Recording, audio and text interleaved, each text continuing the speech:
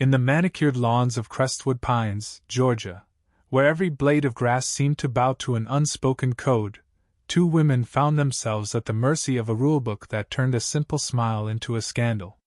Sarah Bennett and Emily Harper hadn't planned to make history that April morning.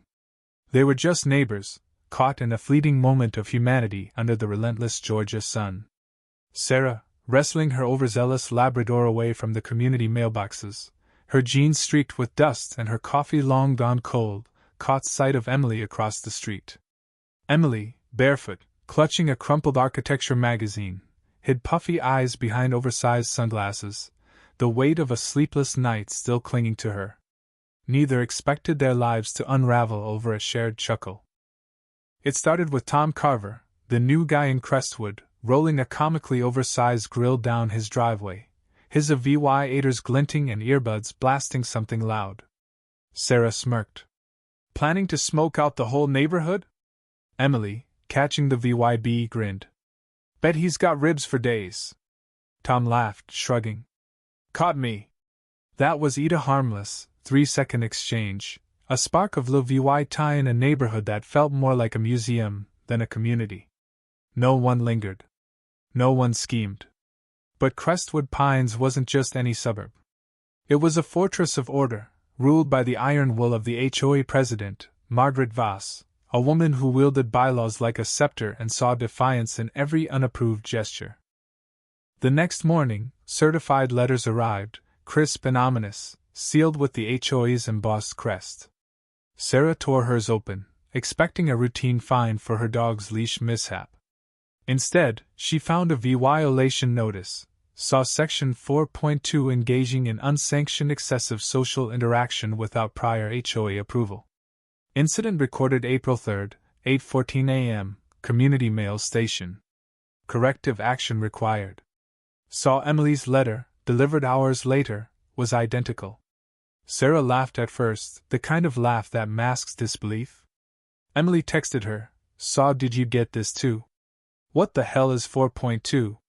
Saw neither knew that their fleeting smiles had been caught on HOA cameras, flagged by an unseen informant, and branded a disruption of community decorum. In Crestwood, rules weren't suggestions, they were scripture, and Margaret Voss was their high priestess.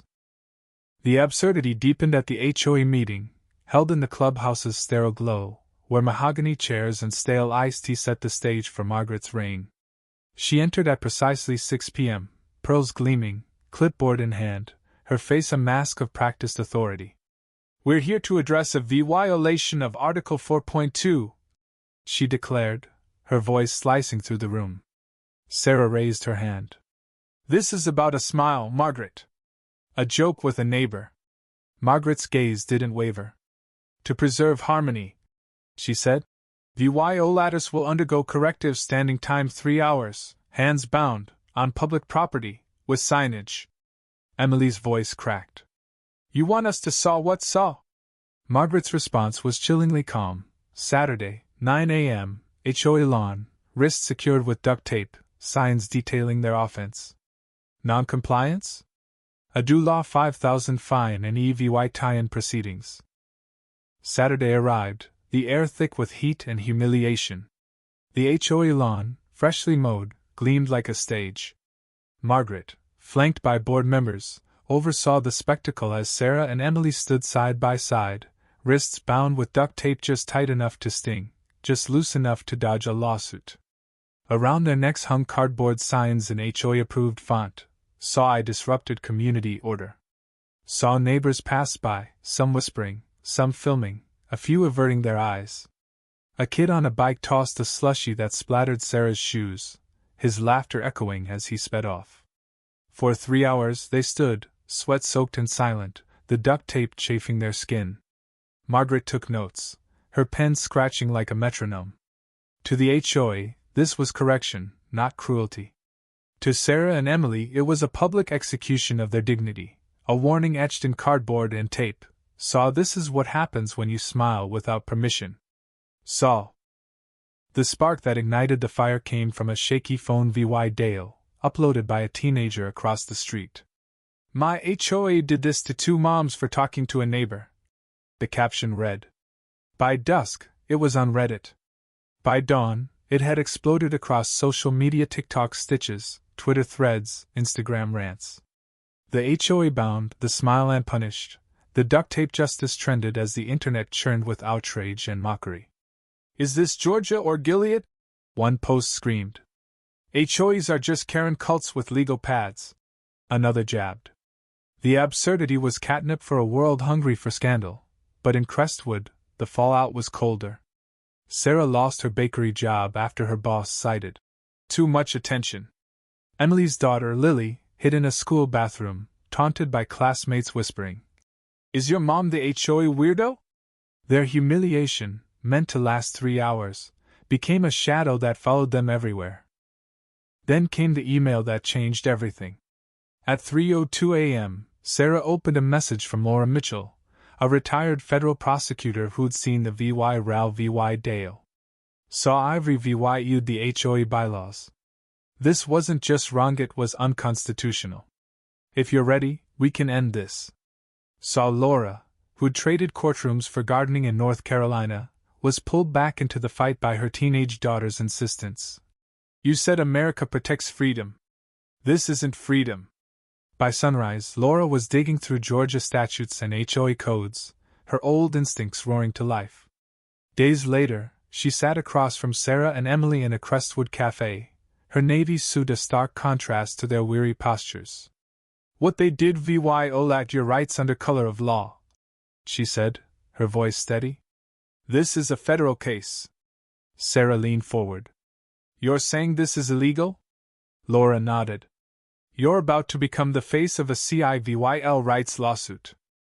Laura filed under 42 U.S.C. Section 1983, a statute rarely aimed at HOAs but lethal against abuses of power. The case alone sent ripples, but the real bombshell was an anonymous email leak: internal HOA correspondence exposing Margaret's playbook. In one thread labeled SAW Disruption Protocol Mailbox Incident SAW, Margaret wrote, "SAW if we let them socialize freely, what's next? Petitions? Chaos? Humiliation works. Make them examples."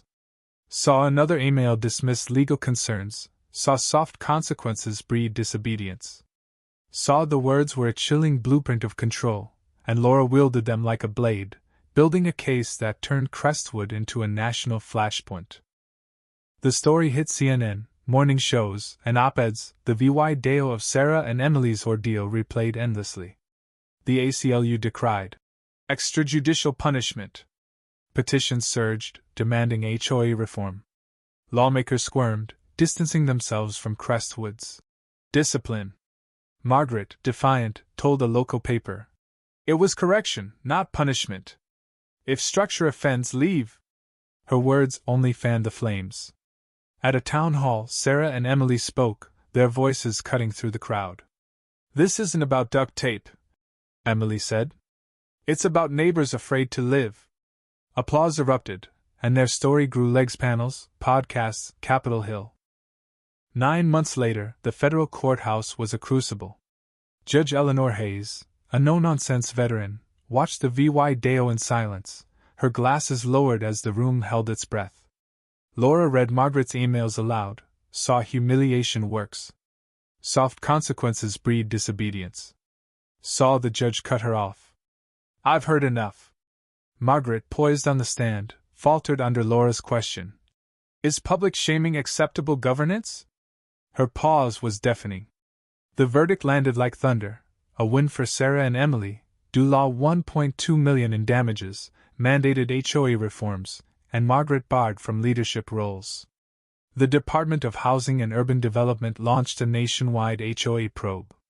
Crestwood was no longer a gated have, it was a precedent. Sarah and Emily didn't fade away. They founded the Neighborhood Freedom Network, a lifeline for HOA victims.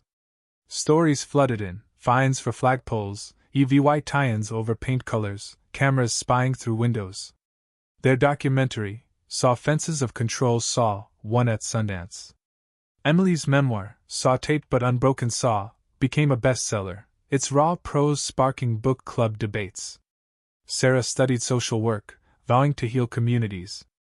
Laura, honored as a civil rights champion, kept fighting. In Crestwood, the lawns stayed pristine, but the air was different. Neighbors waved. Kids played.